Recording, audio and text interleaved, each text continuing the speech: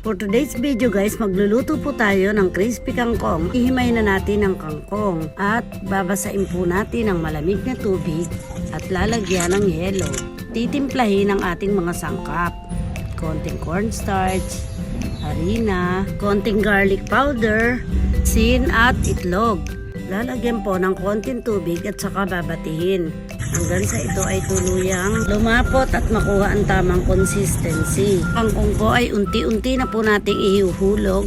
Tapos po ay magpiprito na po tayo. Ayan, luto na po ang ating crispy kangkong. Tamang-tama po siya kahit snack dahil siya po ay malutong at tamang-tama rin po kahit sa anong edad. Para po kayong kumakain ng chips dahil bukod po sa yummy ay talagang crispy pong talaga. Ito po ay naaayon kahit po sa anong edad. Pwede rin po siya sa mayonnaise or sa ketchup. Try nyo po, talagang crispy po at malasa.